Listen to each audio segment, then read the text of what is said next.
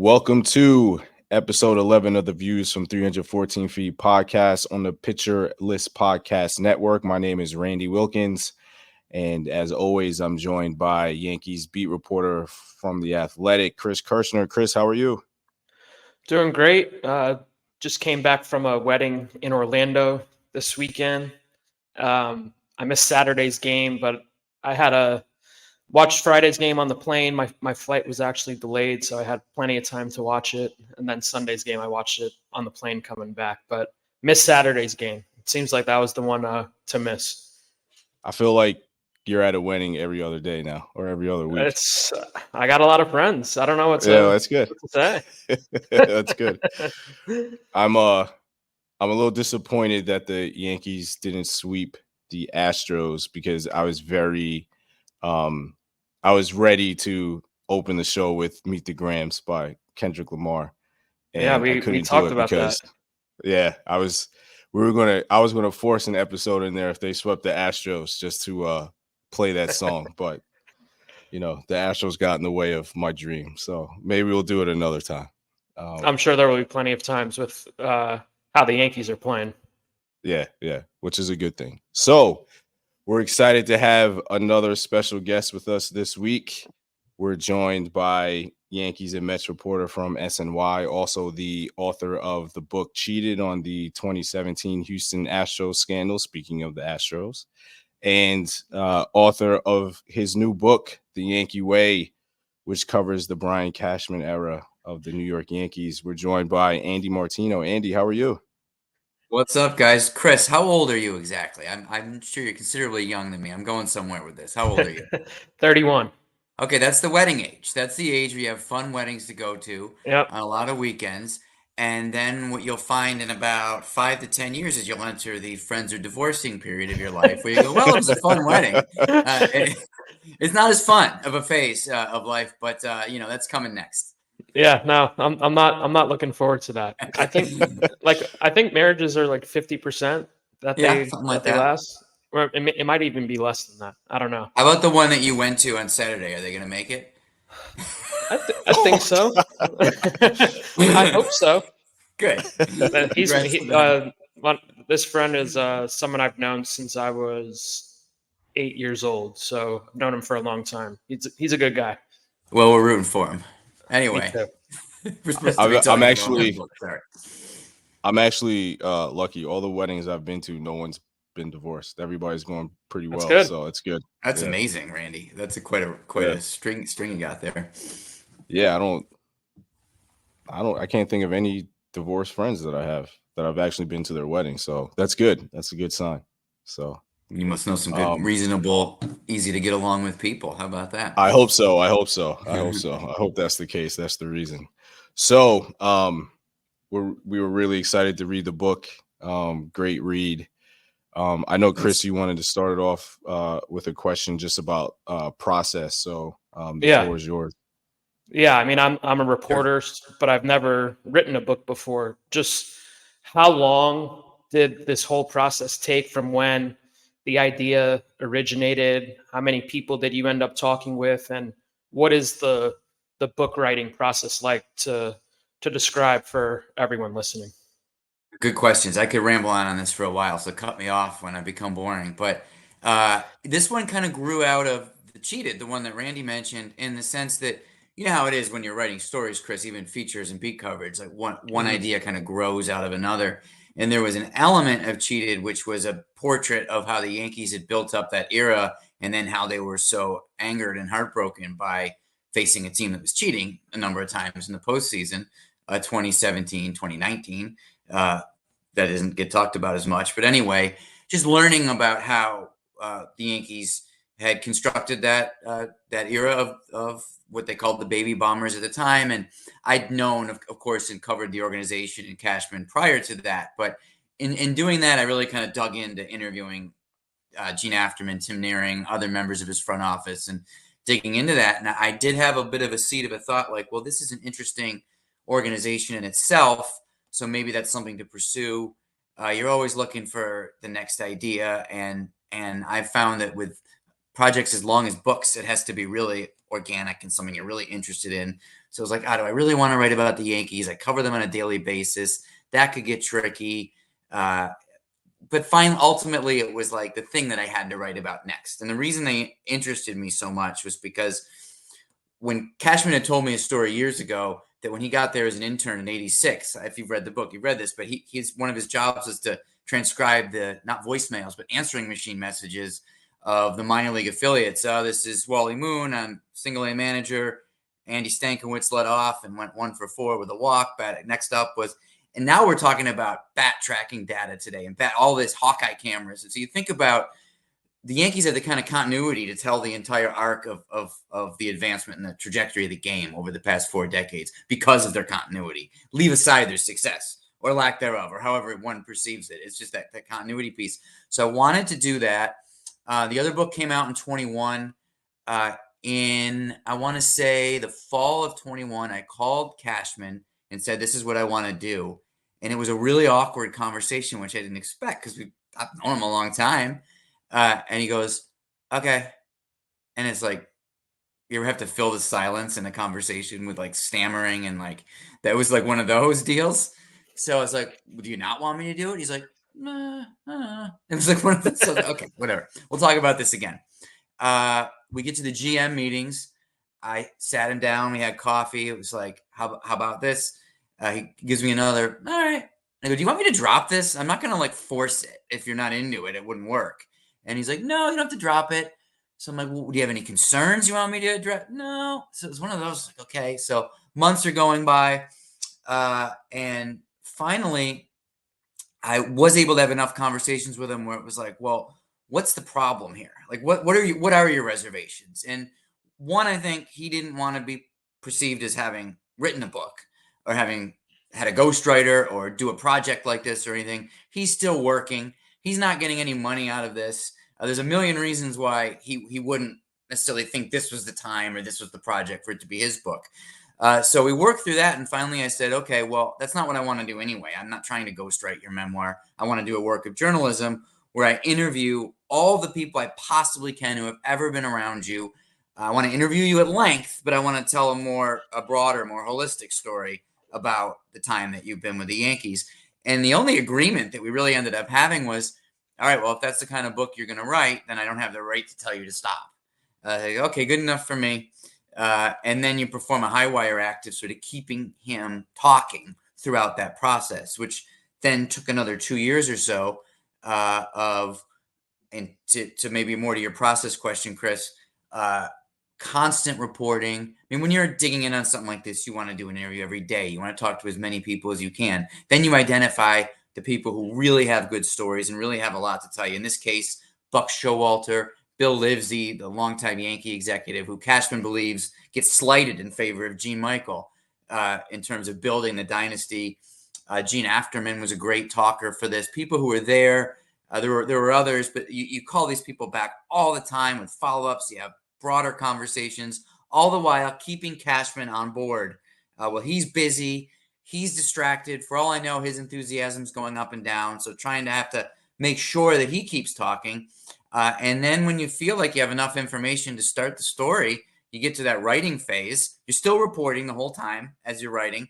But I would say, Chris, at that point, it's not rocket science. It's just consistency. So with a day job that keeps us busy starting mid-morning till late night, you just get up early and try to write about 1,000 words a day.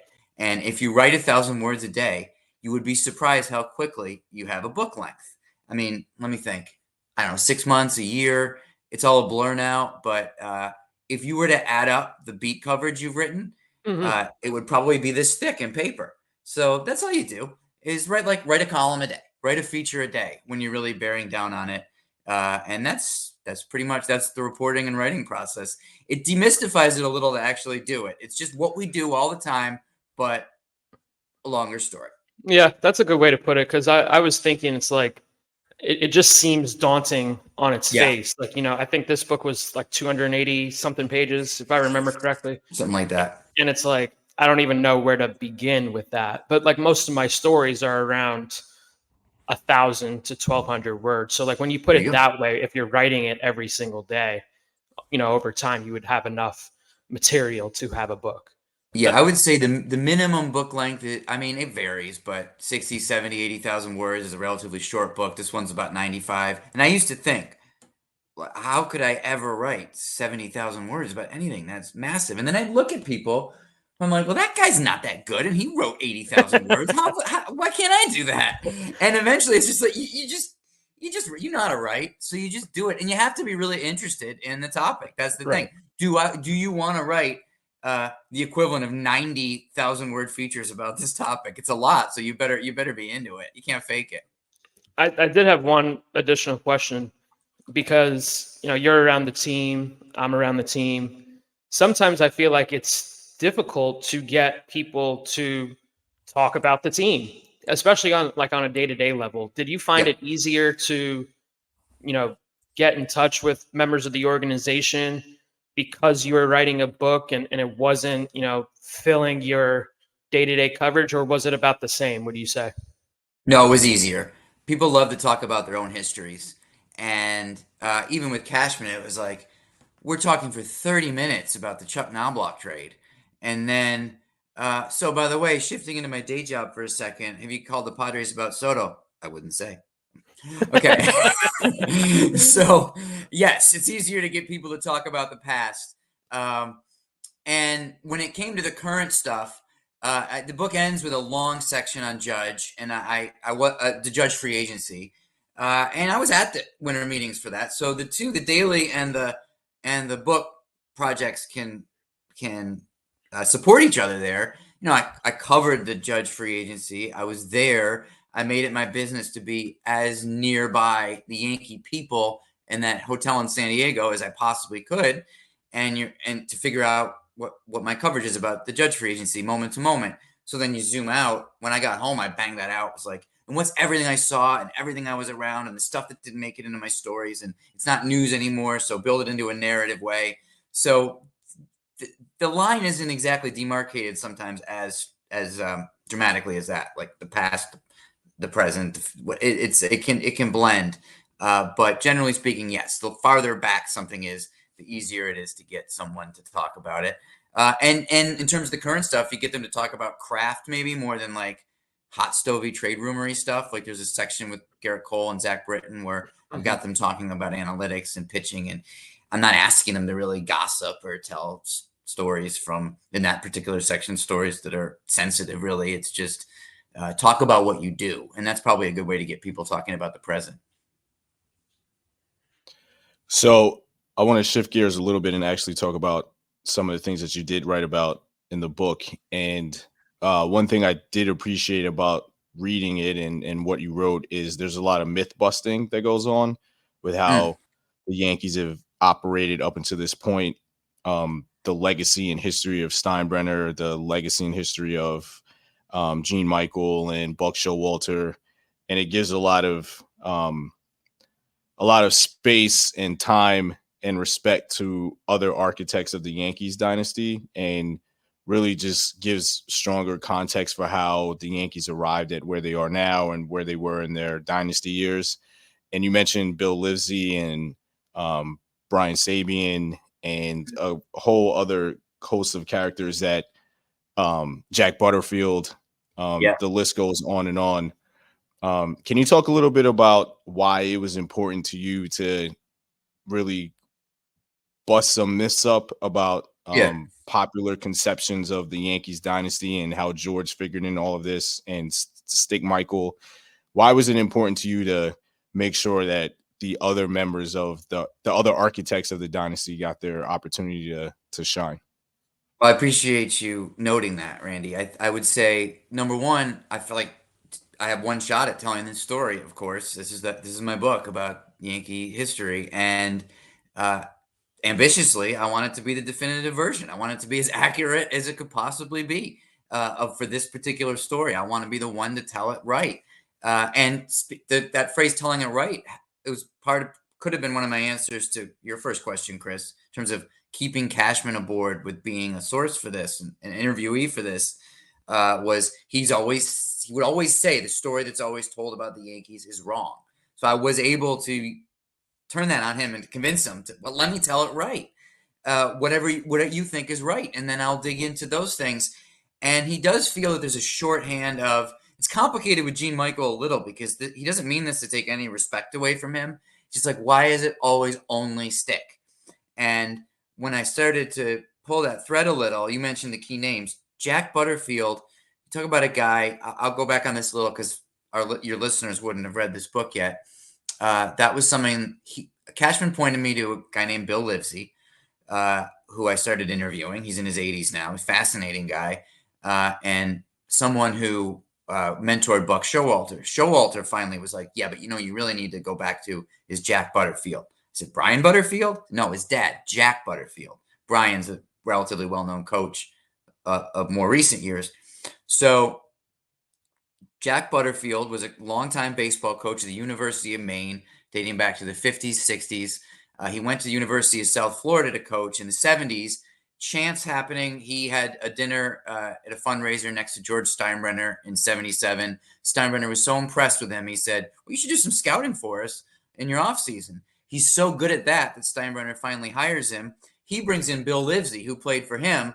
And these guys have this incredibly outside the box way to look at the game. They drew up something called a player profile, which ranks up Livesey drew it up, but he was influenced by Butterfield, who ranks the tools in order of importance for every position. The Yankees still use this. It's an explanation for why they played Brett Gardner in left field all those years later, because they rank speed and range in left field above power, which most organizations don't, or many organizations don't. I could go on. It's the reason why they moved Jorge Posada from infield to catcher, because his tools, that one you could have probably used your eyes for, but his tools are more suited to catcher than infield. I could go on.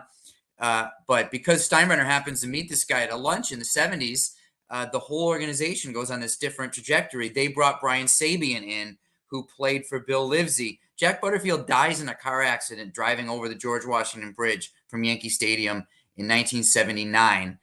Bill Livesey then is elevated to take his spot running player development.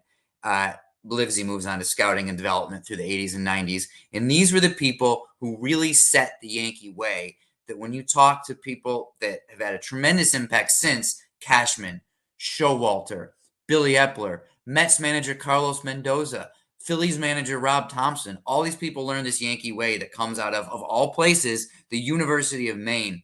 And as a reporter, Chris, I don't have to tell you, when you discover something like that was sitting there hidden in plain sight that people don't know, it's an unbelievable feeling. There's stuff in there about Jeter and A-Rod and Torrey and Cashman and all the big celebrities. But I would have to say the most satisfying thing as a reporter in this book was probably learning where these Yankee ideas came from. I didn't even know Jack Butterfield existed. And he set ideas in a Yankee way that literally, we could go on. It's the reason they moved Gleyber Torres off shortstop. It's the reason they moved on from Luke Voigt, tools they rank in a first baseman. I'll stop now, but I think you get my point. It's still so pervasive in the organization. So to follow up on that, I make it very clear that I'm a big Brian Cashman fan. I you're the agree one. Yeah, I'm the one. I agree with Billy Beane and Brian Sabean when they say in the book he's the greatest exec in baseball, Major League Baseball history. I know that a lot of people will scoff at that, but I firmly believe that as well. Can you talk about, and one of the biggest criticisms for Cashman presently is that he's been there too long. And I think when people say that, they don't understand that this is a story of legacy and lineage that has led to the most successful franchise maybe in North American sports history. Probably is. Yeah. And that's valued. There's a great value to that for the Yankees because that's how they got to where they are. So can you talk a little bit about the importance of keeping someone like Cashman around because of the history and lineage of people like Bill Livesey and Jack Butterfield and now Brian Cashman? And the reason I made that wisecrack is because the gulf between how Cashman's viewed by his peers and viewed by fans who have the loudest voices publicly is unbelievably stark. The greatest of all time versus moron fire him yesterday. That's an interesting thing right there. And I understand Yankee fans' impatience in the sense that they're used to enjoying championships all the time, but it's obviously a different game now. And yet, Randy, I agree completely. That continuity is unmatched. And I went and looked at this. I talked to Mark Shapiro, who came up in the Cleveland system, because they've been gone back a while, but only to the early 90s, where a guy named late 80s, early 90s, where executive named Hank Peters was there. The A's, Sandy Alderson, early 80s to Billy Beane to David Forst. That's a lineage that goes back pretty far. But the Yankees, you can trace it back to that lunch with Steinbrenner and Jack Butterfield in the 70s. You could even trace it back to when Gene Michael got traded to the Yankees in '68, when Mickey freaking Mantle was still on the team, and he mentoring Cashman. So yes, that continuity is really important when you've had that kind of success. Obviously, fans get sick of hearing about the 3 decades of winning seasons, but that's the sort of thing that Billy Beane and Brian Sabean and other greats are in awe of. How do you not take a down year ever? That's crazy. So that's part of what that continuity brings you. And it's always a risk to abandon continuity. If the Yankees were to scrap their front office at the end of this year, and if they miss the playoffs and bring in a younger hot shot like the Met version of the Mets bringing in David Stearns and starting over, well, you know what the last 30, 40 years have brought you. You never know. That's not to say that change is always bad, certainly, but their continuity and their continuity of ideas and philosophy and personnel have brought them winning seasons year in and year out. That's just the fact that we can't question. And that's why they're leaning towards further continuity and promoting a guy like Kevin Reese, who played for the Yankees, who's been in player development now for a while. That's the most likely successor to Cashman. So this is not, as long as the Steinbrenner family owns the team, and there's no indication they're looking to move on anytime at all that we can see, then they're going to value that continuity because it's been working for them. If you have a couple of years or more where it stops working, then you rethink it. But to have that institutional knowledge is huge. What business hires and fires leaders every couple of years? Sports is kind of ridiculous that way. You'd want continuity, again, provided it's working. One thing I was struck by when you mentioned continuity is, like I said at the beginning of the episode, I'm 31. George Steinbrenner was banned in 1990, which was before I was alive. And just reading the book and, all the stories that were told about George, it seems like all of his decision making, well, not all, but most of his decision making was erratic and off the hip. Mm-hmm. And I feel like a lot of people my age in particular kind of viewed George as a mythical figure in Yankee land. Maybe that's because, I'm 6 years old. That's 1998. And most of my childhood is filled with championships and the Yankees being the best team in the world. So I guess my question is, why do you feel like, just after talking with people and, being around the team for as long as you have, why do you feel like George has become this mythical figure in Yankees universe when it seemed like a lot of his decisions were just completely, he woke up one day and just, I want to fire Billy Martin today, or I want to name Brian Cashman the general manager. So Yeah. why do you feel like he's become sort of a mythical figure? Is it just because, especially with people my age, is it because we just grew up, viewing championships left and right, or is it something else you think? It's a great question. Talk about the difference between myth and reality at this point. Probably the timing of the fact that he went out on a very high note with a lot of championships in the latter part of his ownership, and he had a lot overall. There was a lot of success. Obviously, that can't be denied. But yeah, the leadership style, hiring and firing managers and GMs in the middle of the night. I mean, that would not play today at all.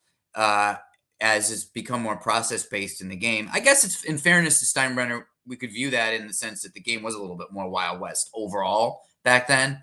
But you had ex-players as GMs. You didn't have David Stearns types in there.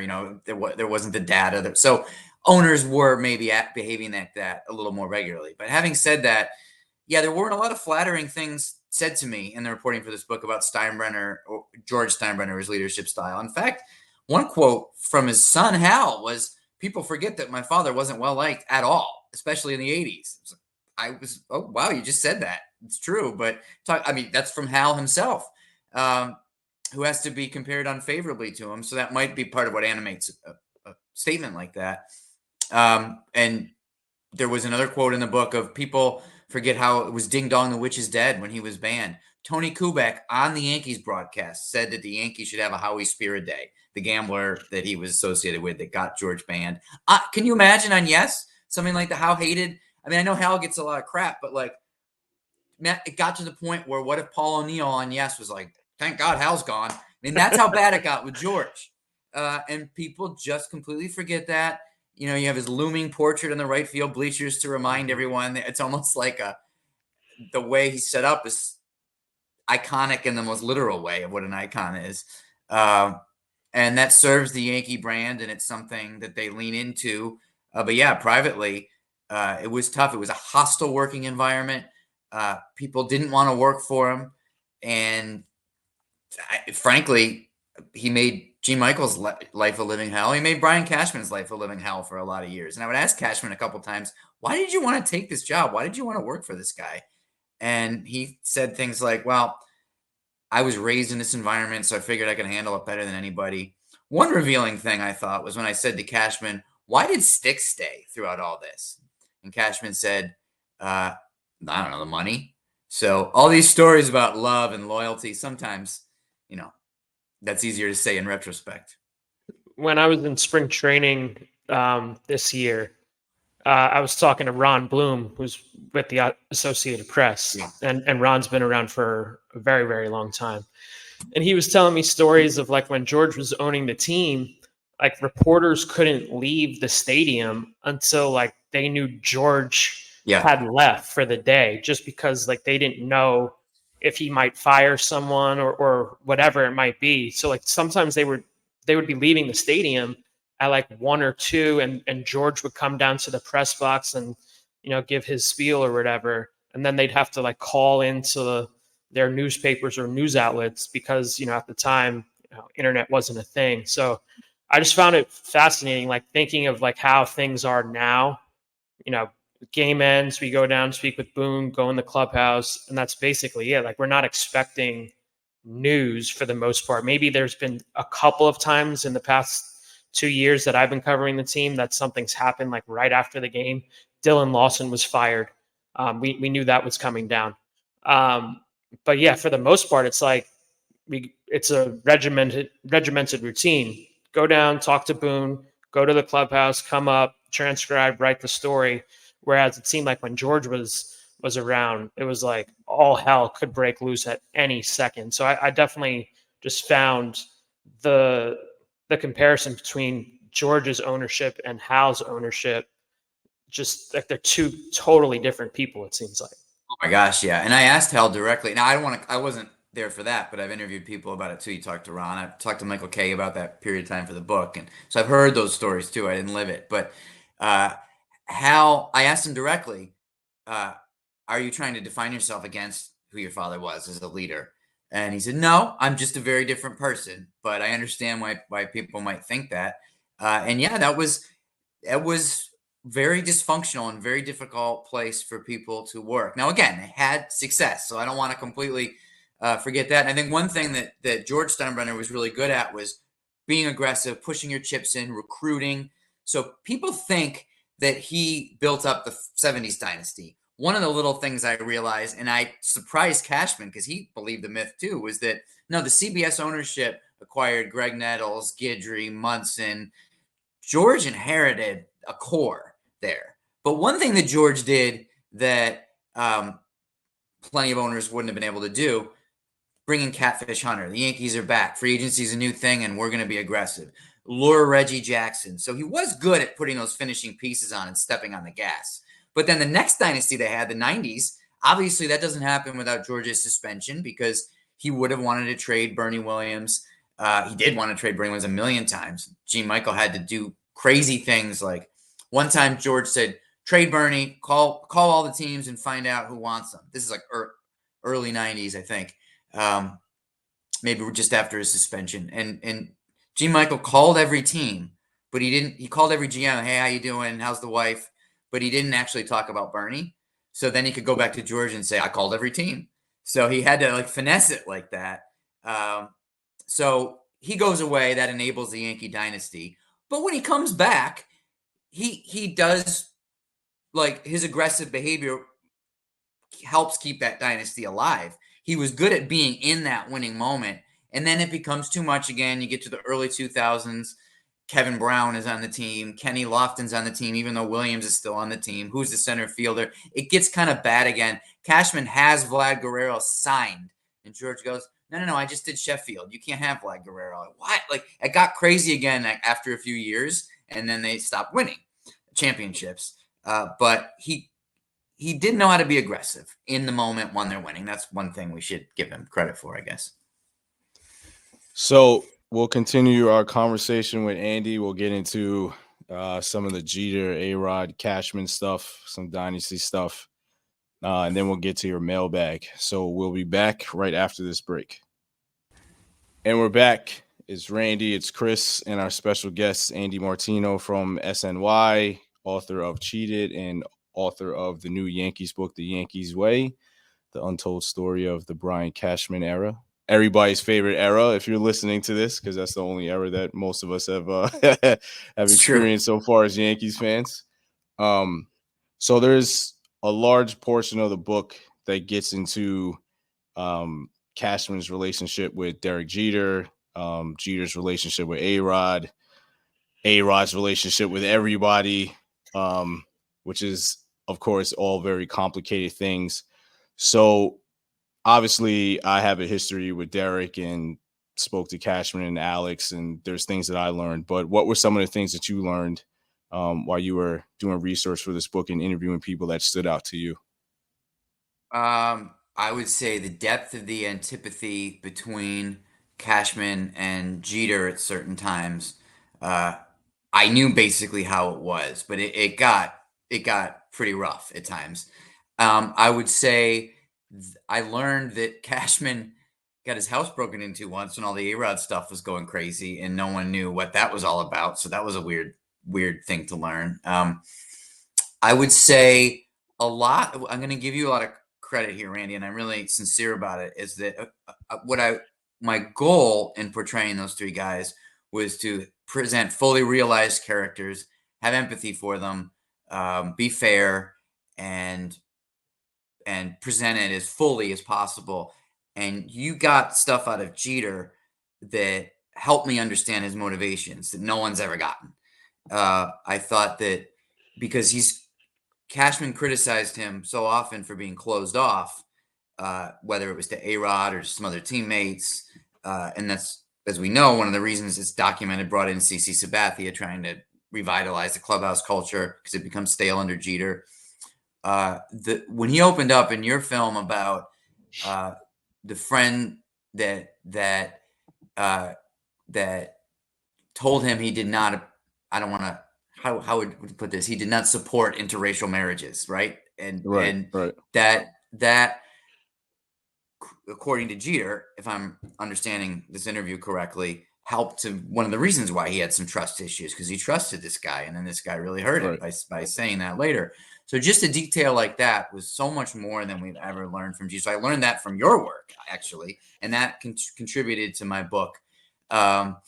So trying to figure out why those two guys, Jeter and A-Rod, were so complicated around each other was interesting. And I think the reasons behind his insecurities, that was a big piece that was interesting to dig into. And that's where I felt like my work was in a little bit of a conversation with yours in a way that I appreciate it.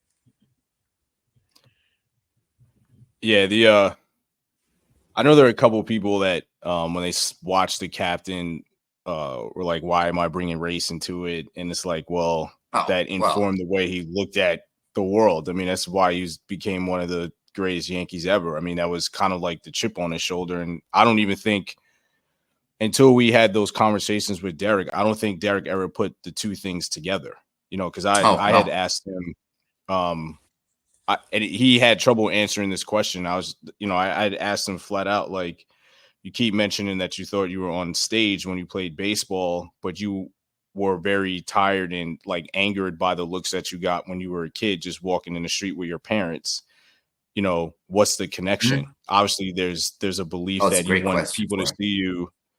see you like on this stage, but you can control what's going on as opposed to the looks that you couldn't control.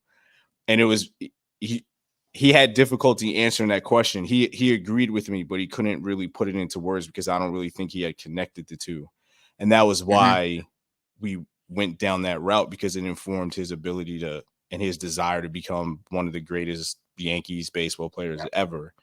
And I think the example that you use about trust issues is a great one, because I think it created the line between Derek and Alex, Yeah. that um not to speak for Derek, I don't want to do that, but it's just that Derek is very quick to determine if he can trust you or not. And I Mhm. think that the same thing happened with Derek and Alex. Derek trusted Alex, and then he felt like he got stabbed in the back with some multiple comments that Alex made. Everybody knows the story here. And he's not coming back from it, and I think that only started to happen once Derek got married. And I think his wife, Hannah, put things in larger perspective for Derek, that, you can let it go. This doesn't have to last forever. Like, life is short. Um, but I think one thing that I also found interesting is the relationship between Derek and Cashman. And one thing that I learned actually speaking with Cashman is that a lot of people protected Derek because he was the superstar, and it wasn't because Derek necessarily asked for it, but people had things invested in Derek that, they had to protect Derek to protect themselves. And that was one thing that I found very interesting in talking to Cashman, that I Yeah. think you touch on in the book as well. Yeah. And you have certain people that were a part of that. So can you tell us a little bit about that dynamic as well?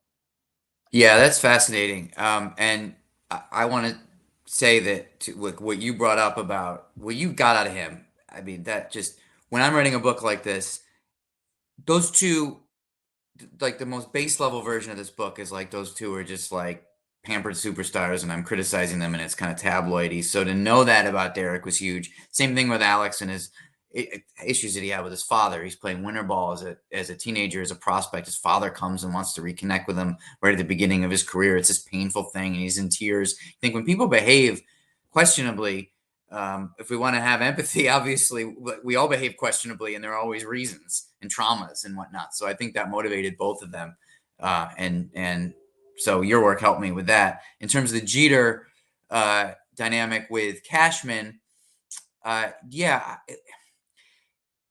Cashman did believe, and in fact, you reported on this briefly in your doc, and I wrote the scene as well, that they sort of made peace when Jeter approached Cashman at his Hall of Fame ceremony in 2021. And Cashman made kind of an oblique reference in that conversation to, hey, look, there were people around you that were lying to you, and it was my job to give it to you straight. And Cashman felt like their relationship probably suffered because he was the one that was be like, dude, you're not a shortstop anymore. Uh, like, come on, Robin Yount moved to the outfield. Why can't you? And there'd be things like there was one time when Willie Randolph, as a coach for the Yankees, sees Jeter and Luis Sojo kind of making funny faces at each other, screwing around, not taking their pregame work seriously. Says to Willie, talk to Jeter about that, please. And Willie goes, okay, I talked to Derek. And then he goes, Cashman mentions it to Jeter. He's like, Willie never talked to me. Same thing with Torrey. Could you talk to Derek about moving positions? Yeah. I got it, Cash. Uh, oh, Joe never talked to me. So it's like people were tiptoeing around him, and it's difficult to communicate with someone when they're not even getting the message that you wanted to receive to them. So that created that dynamic, and then just Cashman felt over the years that, and he wasn't the only one, the front office felt this way, that there was a caste system that developed after about '04, around about that time, the people who had won championships and the people who hadn't. And whether you were Alex Rodriguez or whether you were a reliever who was up for a couple of days, the old guard just wasn't really being warm to you. And there wasn't this sense of team. And Johnny Damon gets there, who's this garrulous guy, and he was kind of frozen out of that and not really part of that. And he finally comes into his own in '09 when it's Damon and Swisher and CC, and the whole culture changes and gets away from that traditional Jeter culture. I'm not here to say which is better or worse. the first way had more success in terms of championships. So you could look at this a number of different ways, but Cashman just came to feel that Jeter, he would say, you're supposed to be the captain of everyone, meaning he didn't feel like he was acting like the captain of anyone. And I will say that the comparison in my reporting on Aaron Judge, his captaincy that's happening currently now seems very different. And that, and Chris knows this, I'm sure even better than I do, being on the beat. It seems like just about every player on that roster feels pretty connected to Judge in some way or another. Judge is taking care of them, giving them personal time, giving them attention, giving them support. No matter who you are, whether you're a star, whether you're there for a couple of days. And that was what Cashman in the front office felt like Jeter wasn't doing as captain by the end. Yeah, I mean, I'll tell a quick story about Judge. I did a story on him going into last season where I asked every single player on the roster, because this was Judge's first year as captain, if they had like a story that, I remember that. Yeah, whether he touched him personally or whatever. And I was struck by like everybody, no matter if they were Giancarlo Stanton or Ron Marinaccio, every single one of those guys had some sort of personal interaction that like meant something to them. And I thought that like really showed like who Judge was like behind the scenes, because, one thing that I was thinking of, before I got on the beat, it was like, I feel like just from watching from afar, it seems like it's an act. Like, is someone like this gregarious to players, or are they really like that, like connected with the guys? And, since being on the beat, like I've learned that it's really not an act. Like, that's who Judge is at his core. Yep. So that's something that I've certainly learned just from now covering the team as opposed to when I was watching from afar. I agree with you completely. I remember you reporting on that, and that's what I see too. So that's an interesting contrast. And this is not to kill Jeter. Jeter was one of the greatest players any of us has ever seen. He lived in the public eye for all those years, scandal free. There's so much positive to say about Derek Jeter. So I don't want to get too lost in this, but in this idea of leadership, there's no question that this inclusivity that we're talking about from Judge is not what the Yankees saw in Jeter's captaincy, to the point where they wanted to change the clubhouse culture. And I'm sure that Jeter could and has, to a degree, in your film, said things about Cashman that he didn't like. I mean, it takes two to tango in any rivalry like this. But those are some of the things about Jeter that definitely rubbed the Yankees the wrong way. Yeah, I mean, it was interesting not just hearing from Derek about it, but like pretty much everybody that was there about how, over time, just dynamics changed. And a lot of it, I think, outside of the Jeter A-Rod stuff, a lot of it was kind of like victims of your own success. That in every stage of the dynasty, during the championship years, post-championship years, up until 2009, everyone was kind of trying to figure out, how do we keep this going? And like everybody kind of made decisions that contributed to it not going the way that it was going before. Like obviously O'Neal and Martino and all those guys left. And then George started to feel himself a little bit and started to interject himself. Cashman had the battle in 2005 between him and the shadow front office in Tampa, which was a big part of like the issues that was going on with the team. There was the old guard that was still there with the new guys like Gary Sheffield, who was very vocal about that division. Like even when we spoke to him, he was very clear that it existed. And that it was great. Not only that, like A-Rod and how he went about things and kind of like forcing the issue and trying to be cool with everybody also contributed to that. It just felt like everybody was trying to figure out how to get that secret sauce back to keep those championship years going. And like none of it worked for a while, and it created those divisions. Yeah. Those that I think you described those dynamics beautifully, and Sheffield did. You're right, and that in his interview with you, it was too magical and perfect of a dynamic and organic to stay. And also, you had talking about going back to Cashman's thing about the story that's always told about the Yankees is wrong. he believes that the beginning of the end of the dynasty came in 1995, which was a surprising thing to hear because these people like Bill Livesey and some others who are mentioned in the book that built this thing were let go. Some of them, like Sabian, were already gone. Showalter was already gone. So the figureheads of the winning, Joe Torre, for example, who deserves credit for a lot of that winning in his own way, but most of these people were gone, and G. Michael would never be GM again by 95, by the time they won their first championship in 96. So Cashman was not surprised to see these diminishing returns because to his eye, the organization was already messed up before they even started winning. And it was just a matter of time till that caught up with them. By the early 2000s, it does. So, Chris, go ahead. I was going to say, I think you had something you wanted to ask Andy. Yeah. So, you do a great job of covering the Jeter, Cashman, Casey Close, Hal Steinbrenner, Randy Levine beef during Jeter's final like big free agency, which like in many ways was a shit show. I mean, I don't really know a better like phrase to like describe that moment in time, both then and even now. And there's a moment in your book that you reference the captain, which I always appreciate. So thank you for that. It was essential. There was something, like I told you. Yeah, there was something that I wanted to clarify though, because there's a line that mentions that the film was produced by Casey Close, which is true. But I think it's important to give some context of like how that worked because Sure, please do. I don't want people when they read it to think that Casey gave us notes to kind of like steer us in the direction for how that scene was portrayed in the film. So for people's backgrounds and you guys here, when we did the film, it was in association with Major League Baseball. So they were essentially a producer. And this is something we learned. Nobody told us this while we were making it, but we found out that if there's like X amount of time spent on a particular team, or if like X amount of times a team's logo is shown, that team automatically by rule, by contract, whatever it is actually a producer and then has an opportunity to give notes and like approve essentially whatever depiction there is of the team. So like, because we had, obviously you're going to show Yankees logos all over the place, the Yankees can become involved and MLB kind of becomes that like go between.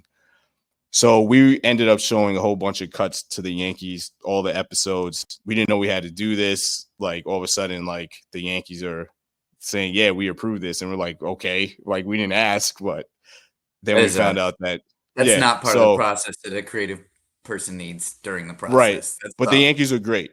The Yankees are great. The only point of contention actually was the Jeter free agency. Yeah. So I didn't get any notes from Casey Close. Casey kept himself out of it. And it really was, I ended up getting more notes from the Yankees and Cashman than I did. Certainly Casey Close and even Derek. Derek stuck to his story and he said, this is what happened. Cashman did the same. And the Yankees were like, well, this is not how it went down. It went down like this. So there were so many like back and forth between the Yankees and Derek and like MLB and all this stuff that we wanted to play it down the line because that was how we wanted to approach the entire film. This wasn't meant to be a hit piece. Like we spoke about Alex. I could have easily made Alex look like a buffoon, but like Of course. didn't want to do that because that's not my place. And that's not fair to him. And Derek didn't want it to be a hit piece on anybody. But it was interesting in reading that section because I got more notes from the Yankees than I did anybody else. And I even was with Brian Cashman in his suite and he was still talking to me about it. And the film was done. It was out.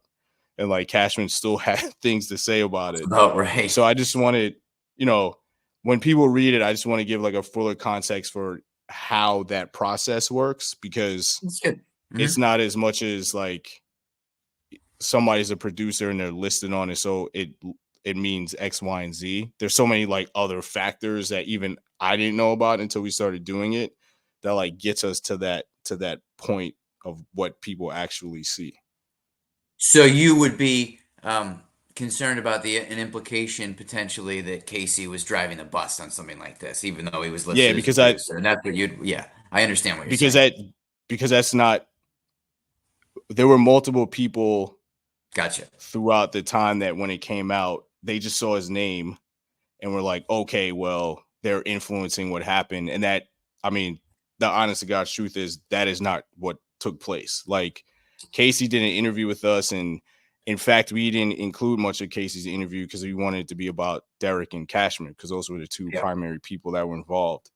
And I think a lot of people naturally, and I get it, you see someone's name in the credits, you think that, oh, they must have this influence. And also part of it is influenced by The Last Dance, because Right. people, I didn't work on it, so I don't know if it's right or wrong, but like felt like Michael was tipping the scales a lot, especially with Jerry Krause, who couldn't even It defend did feel himself. that way. Yeah. And Well, so, I think there's a whole conversation there that's separate from this one to be had about player, athlete, team driven. I've been thinking about this a lot lately, actually, because what Chris and I do is rapidly going away. So it's like, well, what's going to replace right. it, which is a scary topic. Right. And The Last Dance, uh, obviously, Derek and Players Tribune and Casey had some business involvement, and what you did. Um, I hope it's clear how much I liked what you did, but those Oh, yeah, things, yeah, there yeah, was that yeah. involvement there. Um, whether it's even Welcome to Wrexham is like propaganda by owners. It just happens to be Right. entertainingly done, right? So this is like in-house content is now the thing. So that creates all sorts of interesting questions or assumptions or implications about how that actually functions. So that's good that you interesting for me to hear that you drew that out, and I can certainly certainly believe that it was the Yankees who had a lot to say about it. I obviously reported on this myself. I know it's a raw topic. Because at root of it, this actually probably took me more time than most of the other things I did for the book. Because at root of it is Casey Close calls Mike Lupica on a Sunday and says, basically, the Yankees have turned this into a public negotiation. We said it was, we agreed it wasn't going to be, and the Yankees are going, we were pissed. Like now, they're still saying we were pissed off because Casey Close and Derek Jeter fired first in Lupica's column. Right. Who fired first? So I did what I'm sure you did, which was go back through the clips meticulously and like what pissed them off. What was Right. it? Close and Jeter, and it turns out it's kind of a split decision.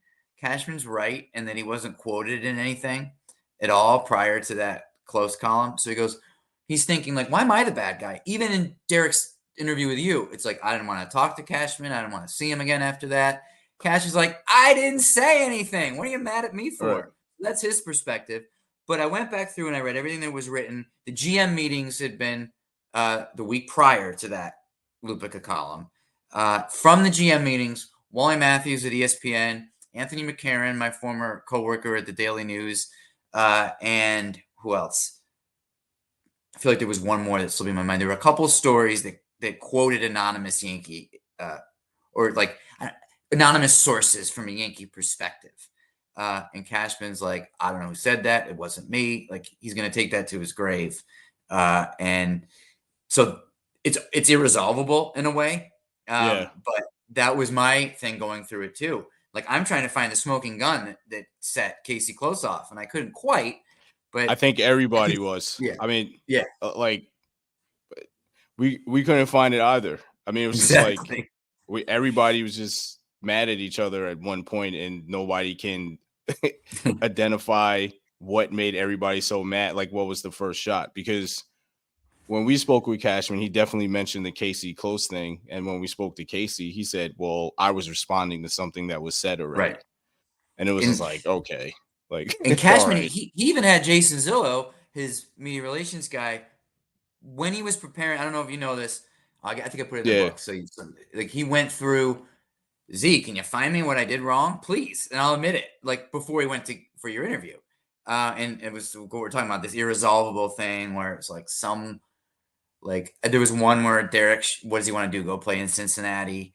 But that wasn't attributed to anybody. And again, Cashman will go to his grave saying that wasn't him. I don't know who that was.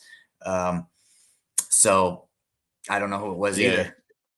yeah. I actually had a long conversation with Cashman before we interviewed him. Like he called me, and I think we spoke for like 45 minutes. And I mean, it was a great conversation, but he had detailed like what his concerns were, and he wanted to be really respectful towards Derek.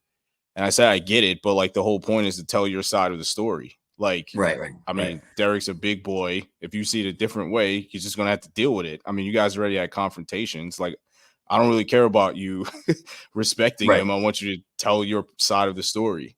And I think that relaxed him to tell as much as he was willing to tell, because again, he's still working. Like he still has to work with Casey Close.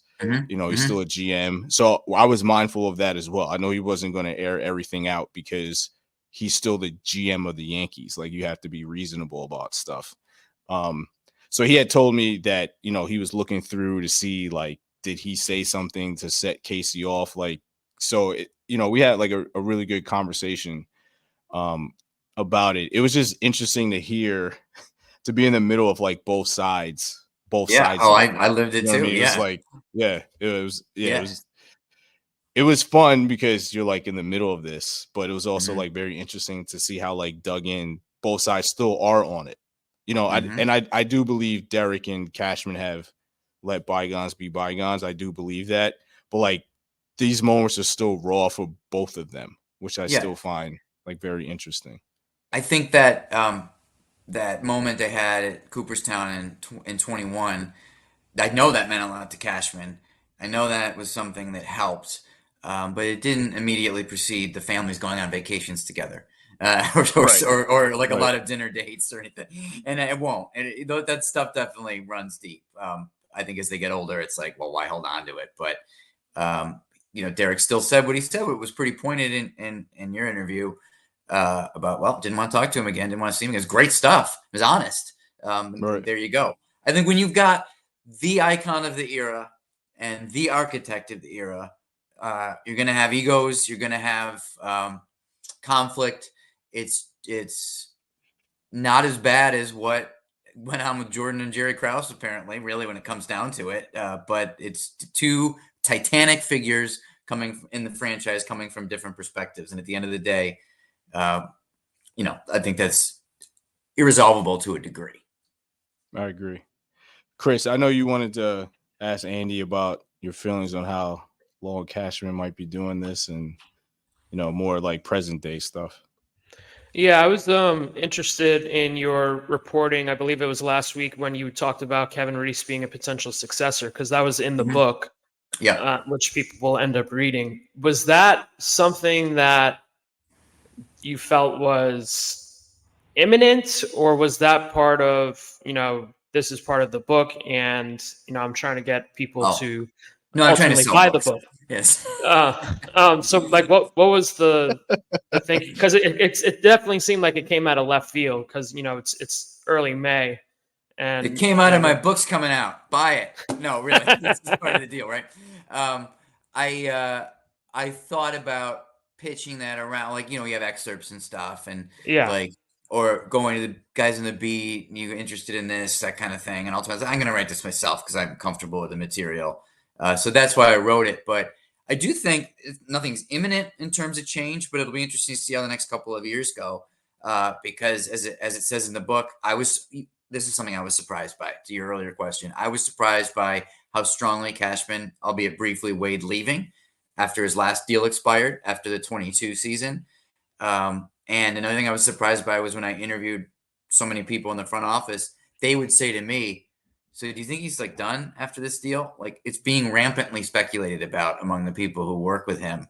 And there's a clear sense of, in some ways, he's over it. In some ways, he's still like really engaged in trying to build a winning ball club, but he's over all our bullshit. We saw that in Scottsdale at the GM meetings. It's like if there were, I don't know, like he's down to not being as invested maybe in some of the reporter relationships and things that form like a GM job. So people are wondering, is he getting to wrap it up? So I asked him directly. He was coy about it, but he was open about the fact that he engaged with Korn Ferry, the search firm, last time around before he re-signed with the Yankees. had some bigger picture thoughts. Oh, what would I do? So I think he's tired of being beaten up on social media and in this market, and he's disengaged from following the coverage and things like that. So I wouldn't be surprised, although it's certainly not a certainty, if the transition plan comes into play pretty soon over the course of this contract. And the reporting I did to figure out how that would go clearly identified Reese as a guy who they feel would be in that tradition. Worked in pro scouting, player development, has that player voice, very invested in analytics to the point where he's, if there's a knock on him, it's that he's really into analytics, but strives for that balance that that the former players, the scouting community, that also brings to the Yankees. So, and then I wrote it because, as I said, gotta drive traffic to that Amazon page, Chris. This is a business. No, but yeah, that explains the timing. It was like a little newsy-ish thing I had in the book, but I do think if they win, let's say the Yankees win the World Series this year. Now I'm completely speculating how this could go. Would it shock me that Cash would be like, "Oh, we got one more"? All right, now let's start to just talk about what's next, and Kevin Reese would be at the forefront of that conversation. Yeah, I mean, I've actually had the pleasure of building up a friendship with Kevin that actually started in 2020 when everything was like going crazy. And yeah, I mean, so this is biased when I say it, but I think that would be like a great move for the Yankees because again, we're talking about lineage here. So I don't really think the Yankees would look outside of the organization just because and people will realize this when they read your book, like how entrenched they are with their own approach in every single facet of baseball operations, business. Like it has really, really strong roots. And I think Kevin Reese is one of those people that's young enough, that's modern enough, aware enough of like what's happening in modern day baseball, but was also a Yankee. So he understands all of those elements. I know that he's very, very appreciative of Cashman's process of collaboration when they make decisions. And I just think that if they're going to go with an internal candidate, Kevin seems to make the most sense, like on a lot of levels. And even on a personal level, Kevin is very aware of what's happening in the world, like beyond baseball. Like he's very aware of like the human side of things and is very sensitive to stuff like that. Not to say that Brian Cashman isn't, but I think that was the main reason why we hit it off, because we had conversations about things that went beyond baseball. And I think to have someone in that position who is also well aware of what's happening in the world around with these players, and that players are dealing with something much different, would be a benefit to the entire organization. So that's a really interesting perspective. I don't know him on that level. I think that's interesting. I'm not going to presume what those things are. I know you're not here to speak for Kevin, but it sounds like Cashman's made strides. I think a lot of the issues there were so many issues globally in 2020.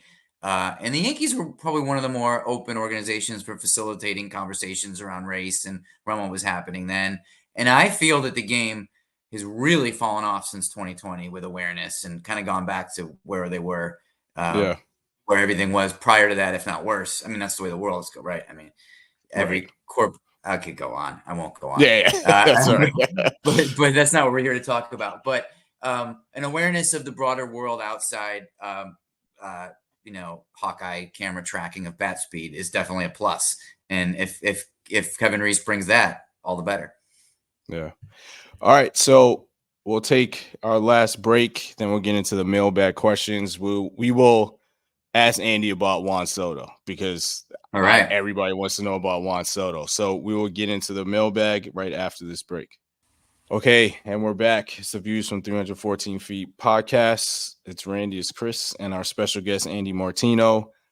So we'll just jump right into it. The burning question that everybody wants to know: have there been any extension talks with Soto?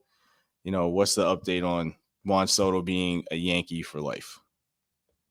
It's hard to prove a negative. I can't say absolutely definitively that there have not been, but I probably could come pretty close. This was why on God's green earth would Scott Boras have had this conversation without involving Steve Cohen first when he can in November, and that's and a few other owners that might be able to think about affording him. Soto has been so disciplined about. Have you noticed that he hasn't really leaned in verbally into like the whole Yankee aura and mystique? It's like, how was it to debut with the Yankees, to wear the pinstripes for the first time? Oh, it was great. It was really great. But he's not going overboard with that. He's in the moment. He's not committing to anything. And again, there's when you have a guy who's probably gonna. It depends how you want to calculate Ohtani's contract, but could easily become the highest paid player ever in real current dollars. There's just no benefit to that side from talking about it right now whatsoever. So whether they might have some cursory check-ins, I suppose it's possible. But the Yankees knew before they traded for him that this was a one-year deal, and anything else would be totally separate. And if tell me, Chris, if you're hearing anything different. But my sense reporting on the team this year is that no one's really thinking about that yet. Yeah, we actually Cashman talked at the mural unveiling outside the Bronx Children's Museum, and obviously we asked about Soto, and he said that they have not had any conversation. He said it definitively. There you go. Yeah, he said no conversations about an extension, and that's really been the case every time that we've spoken with Cashman. So, it's not going to change. It's not happening. You signed with Scott Boras as your agent because you were looking for the largest payday possible, and you're not getting the largest. You may get the largest payday if you take an extension, but you're not opening yourself up to any possibility that may be on the open market. So for the fans like thinking that Soto's going to sign an extension because, like Andy was saying, like, oh yeah, the Yankee mystique wearing the pinstripe, that's not happening. And also, I've definitely found it fascinating just from talking with Juan one-on-one how careful he is about answering questions that have any sort of would provide like any sort of insight into his thinking. He is not going to do that. I'd be stunned actually if he did that before the end of the season. I think he's very he's well trained when it comes to answering questions, when it comes to like which way he might be thinking, because right now there's no sense of if he's actually going to stay, if he's loving it, whatever it might be. So yeah, it's not extension's not happening. Very impressive, by the way. 25-year-old guy. First of all, I'd be willing to bet that you guys are jackasses at 25. I certainly was. I wasn't as on message or disciplined about anything. Speaking in a second language, obviously just a very quick mind, good, very intelligent person. You know that when you're talking to him, and able to stay on message on something like this and thread a needle between not saying anything to alienate the Yankee fan, not saying anything we're close to negative about being here, but not fluffing it up so much that he's making it sound like he's tipping his hand over whether to stay. I agree. That's where it's going to be until the end of the season. But nicely done by him. He's an interesting, obviously very interesting person. All you have to do is watch him play. A lot there, but verbally very sharp too. My final I was gonna say, obviously with you being around the Mets, what is your indication of just what their plan is this offseason? Obviously they have some money coming off the books if they want it. What do you think the Mets are going to do when it comes to Soto? I think David Stearns will never advise having many long $300 million, whatever, 10-year contracts. They already have Lindor. They've got a tricky situation with Alonso. Right. He's not a $300 million player probably, but what do you do there? That may or may not be resolved by the trade deadline. There's a lot of variables potentially complicating the Mets and Soto that haven't been resolved yet. There's no doubt that they will be part of his free agency, as they were with the Yamamotos, as they were, he's 25 years old. He's so great. He's already here in New York. It would be crazy for the Mets not to be involved. I think on the Mets side of things, Mets fans and Mets coverage, there's like I don't want to say an inevitability feeling that he's going to be a Met, but a lot of hope seems on Mets fans that he's going to be a Met. And it's like, what I say to that is like, guys, if this keeps going the way it's going, if the Yankees let him go to the Mets, they're going to have to like pull down the gate, shut the door, stop, function. You can't like go out of business. You're done. That's not the Yankees. He's too perfect. You can't let him go. That's what it's looking like to me right now. But it'll be interesting because Steve Cohen's a lot wealthier than anyone else, and those are the I'm not. I guess the reason I'm stating the obvious variables is because it hasn't progressed beyond that. But I will share that Met perspective. Is it like, oh yeah, he's coming here? I wouldn't be so sure, guys. It'll be interesting to see them square off. They didn't on Aaron Judge. They did on Yamamoto, but neither of them got Yamamoto. So is this going to be the first true free agent face-off between Steve Cohen and Hal Steinbrenner? That'll be really interesting to watch. It'll be like WWE SmackDown or something between the Yankees and the Mets for Juan Soto. So, Andy, thank you very much for joining us. We really appreciate it. The book is great. I really enjoyed reading it. Like I said, one of the highlights for me is just the myth busting of the Yankees dynasty and really just like clarifying things. And I hope a lot of people get to read it and really learn that, this wasn't all about George Steinbrenner and, the well-known names. And I really appreciate that. I appreciate the entire book, but especially the history aspect of it. I thought was really fantastic. So thank you for joining us. And the book comes out Tuesday, May 21st, right, which is May 21st. Week from Tuesday, yeah. All right, so a week from tomorrow when this episode can be pre-ordered anytime. Yeah, so let people know how they can get it so they can get their hands on it. Go to wherever you buy books. Go online right now. You can pre-order it, and that's about it. Or wait until Tuesday and buy it when it comes out in the stores. But either way, I appreciate the opportunity to talk about this with you guys. Obviously, two people in your own ways provide very intelligent, interesting coverage of the team. Randy, I already said how valuable your work was to me specifically here. So this is a conversation I was hoping to have with you about this. So I appreciate you giving me the time.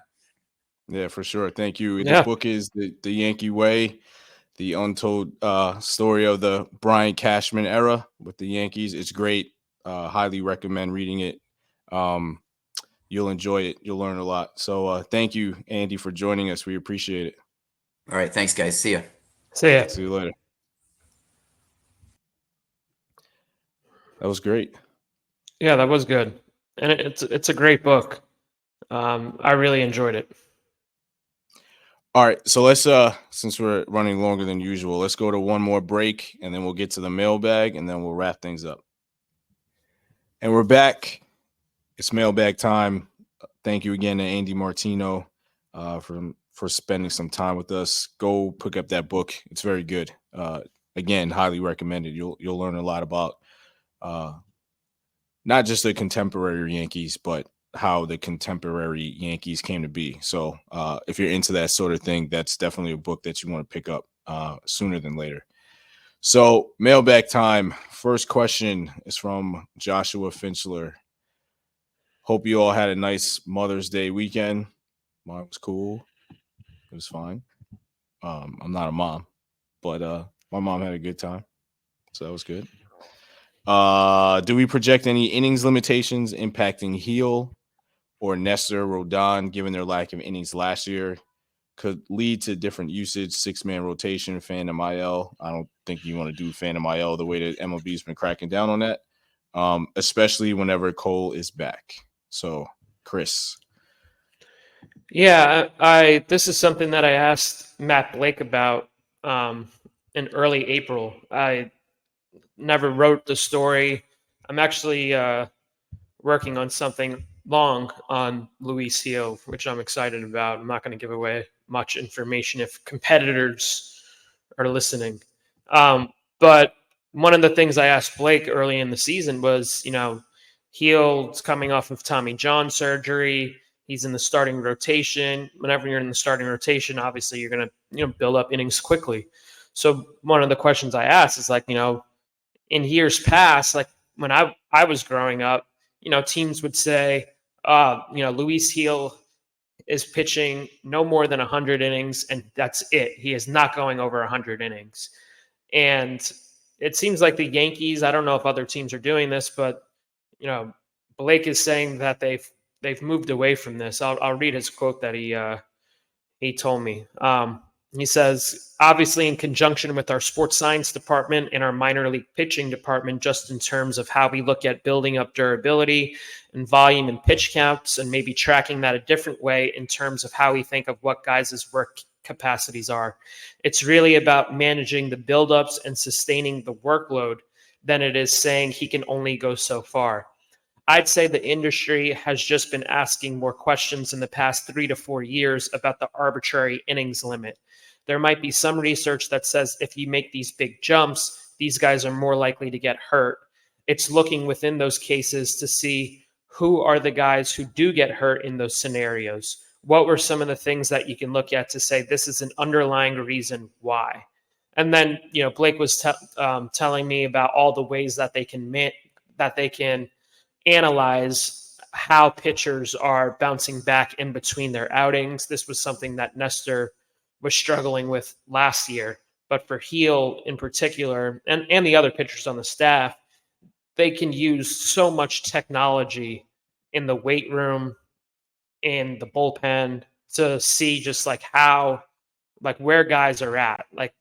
If you get a baseline of, all right, Luis Heel, he should be at this level. And then let's say 2 weeks from now, he has that baseline test and it's well below where that baseline should be. Then the Yankees are able to determine that something is wrong here, and they're able to, scale back, or obviously send him for testing if it might be that there's some, mysterious injury that's affecting him. So there are other ways now where teams, and the Yankees in particular, can see just how a player is performing, especially a pitcher. They can use force plates in the weight room. In spring training, I don't think they do this in the regular season, but in spring training, they wear these vests. They almost look like sports bras. Right. Soccer players wear it.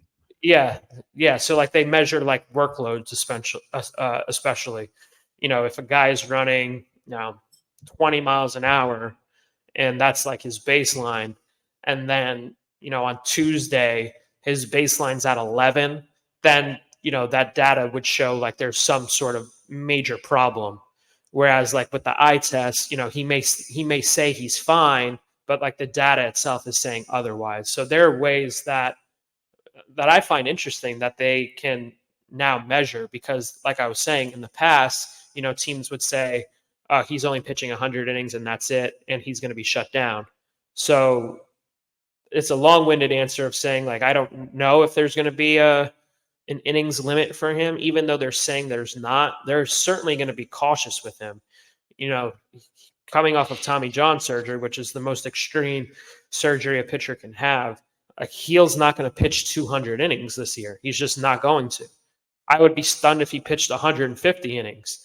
That's why, even though he's been unbelievable, literally one of the best pitchers in the sport, he is very, very special. But because he's coming off Tommy John surgery, I don't know if they can keep him in the rotation for the rest of the season. I still think he's the likeliest candidate to come out of the rotation when Garrett Cole is healthy, just because they can manage his workload. So it would be tough to take him out of the rotation, but I would also just get it from a workload perspective. And we've talked about how dominant he would be in the bullpen if he were to move there, because he's unhittable. No one can hit him. His command is not good at all. He's kind of like Blake Snell in a way. Blake Snell won the Cy Young last year, and a couple of years back, he walks a ton of guys. But when Blake Snell is on, teams have a problem hitting him, and that's what we've seen with Heel. He is teams can't hit him. Even yesterday in Sunday's game against Tampa, he didn't have his strikeout stuff, and yet the Rays still couldn't hit him. Right. So they have to find out a way to keep him fresh, because This team should be in October. They should be a playoff team. The way they're performing would suggest they're going to be a playoff team. And you want that guy healthy because he is going to make an impact in October with just how good he is right now. Agreed. All well said. I don't have anything else to add. So we'll move on to the next question. Also, that's a great quote from Blake. Thank you for sharing that. I think that provides a lot of really great context for people when they look at how the Yankees are going to potentially handle all these rotation questions if everybody's healthy and Cole is back. All right, next question from Wally Herb Rodriguez. Are the Yankees considering designating Trent Grisham for assignment when Dominguez is ready? Dominguez showed last season he has it. He's a major leaguer. Grisham at $5.5 million is just a bad relocation of a resource. So I actually want to answer this first, just because I have like some issues with the thought that's in this question. I looked it up, and it's May 13th when we record this, and Trent Grisham has 37 plate appearances. I mean, I get he's not tearing the cover off of the ball, but he only has 37 plate appearances, and it's May 13th. I'm not really following why everybody hates Trent Grisham. I think he's a bench outfielder who has a good glove. There shouldn't be any high expectations for him to be some dominant hitter off the bench. I think he has a role. The Yankees have been healthy and they're so consistent with their lineup. He's not really seeing the field, so he's not a great hitter, and expect him to tear the cover off the ball through 37 plate appearances, I think is unrealistic. I mean, he's a bench guy with limited plate appearances. So I'm not really sure why everybody has so much vitriol towards Trent Grisham. I know he's into some double plays, but okay, so is everybody else on the Yankees. He's not killing the team in any way. And we've spoken about this multiple times with Jason. We don't even know if Jason Dominguez will be on the major league roster this season. I mean, they have three really good outfielders right now. They don't have any injuries. We don't know where Jason fits, and we don't know if he has it. He only played 8 games in the majors. An incredible 8-game run, but it's only 8 games, and he's coming off a major injury. So we don't really know yet if Jason has it. I hope he does. I think he made as great a first impression as you can make for someone that just got called up at his age. But, I mean, do you want to cut Grisham and eat $5.5 million for Jason Dominguez to sit on the bench? I mean, he's not going to be a starter if everybody's healthy. So I'm not really sure what the logic would be, or what the good logic would be in cutting someone and then paying him essentially a free $5 million deal or check for him to not be on the team. Then you replace him with one of your star prospects who's not going to play every day. So that doesn't really make that much sense to me.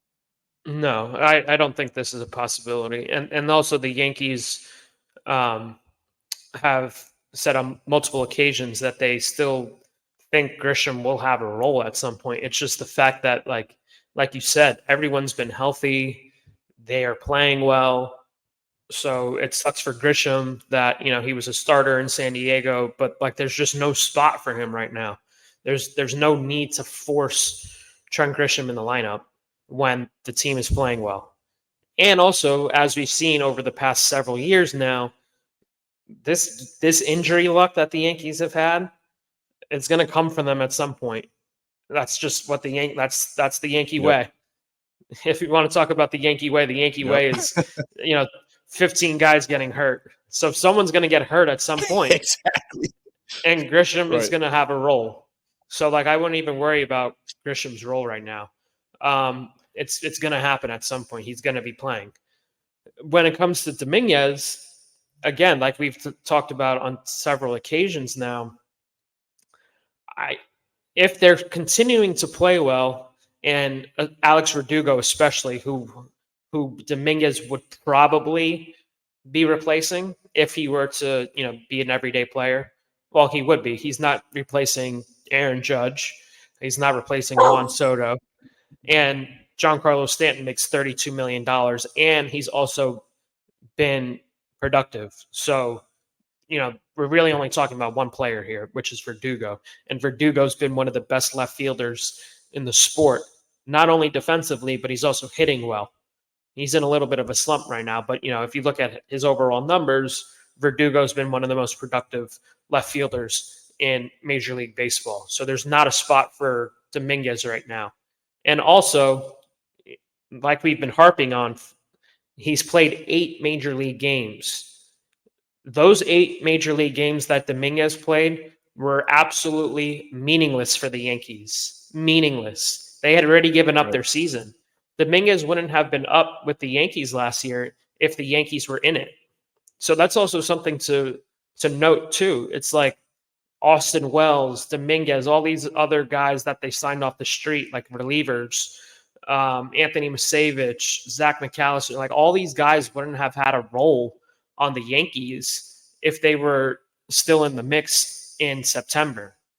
Like Dominguez was given free reign and Austin Wells was given free reign just because the Yankees were out of it and they were looking ahead to 2024. So I still don't think Dominguez is going to have a spot as it currently stands when he's healthy and if everybody else is healthy. Just because they are playing well, I expect them to continue playing well, and there's no reason to disrupt it. And also, as you said, he's coming off a major injury that it's not a given that a position player is going to come back and be himself. So there's no reason to rush Dominguez back when there's really no clear spot for him. And you also don't want him on the bench because he is still young and his development process is still not finished. So I am still of the opinion that we will not be seeing Jason Dominguez until September when rosters expand and he can play at some point down in the future. Because right now there's really no spot for him, and it doesn't make sense to have him in a bench role and play 2 times a week because he has no experience doing that. He's always been an everyday player, and you don't want to disrupt this guy's routine when you still have a lot invested in his personal future. So I would caution those people who are thinking that Dominguez is coming back and he's going to be inserted into the lineup and be an everyday player. I don't see that happening right now. I don't see that happening either. And there are a lot of people, like you said, that mentioned Stanton. And it's like you're going to have your young hotshot prospect learn how to be a DH on a major league level. And he only played 8 major league games and he's coming off a big injury. Like, why would he be the DH?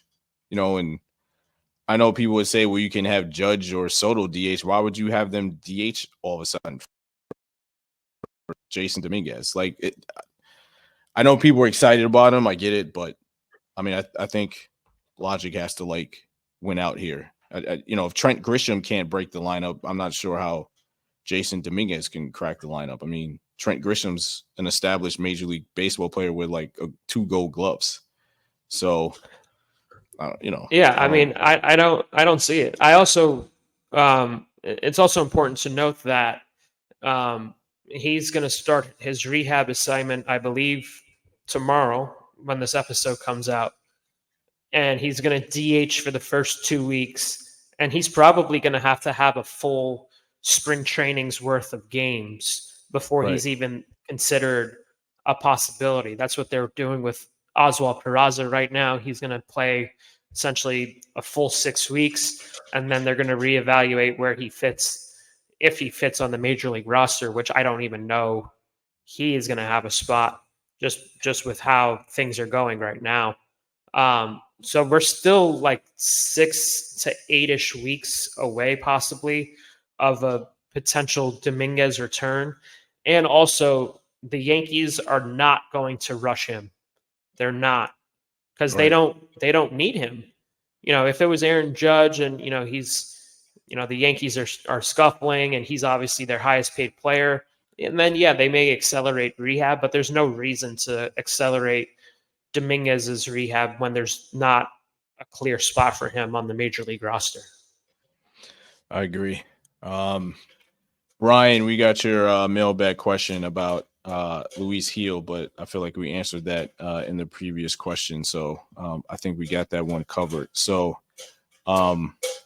as Tim finishes his food in the background and is like banging on his food bowl right now for some reason, I think he's telling us to wrap it up. So we'll do that. Another great episode. Thank you again to Andy Martino for joining us and talking about his great book, The Yankee Way. Chris, any final thoughts before we get out of here? It should be a good series against the Twins. The Twins are one of the hottest teams in Major League Baseball. The Yankees have been one of the hottest teams throughout the entirety of the season. So I'm interested to see just how things go against Minnesota. Yankees have had the Twins' number for basically my entire life, it seems like. So just interested to see where they stack up. And also the Twins are, they're certainly a possible matchup for the Yankees in the postseason. So, when you're watching the games, it's, you can think of it that way. Because if the Twins win the Central, and let's say the Yankees are a wild card team, if the Orioles end up winning the AL East, which I still would project happening, it's possible the Twins could be someone the Yankees play. So just keep that in mind when you're watching these games. Cool. So you can find us on all of your favorite podcast platforms. Please give us a 5-star review if you feel inclined to do so. We appreciate any feedback that you might have on the podcast. Thank you for joining us. We will see if there will be another episode this week. If not, we will have a new one next Tuesday. And we will speak to you all soon.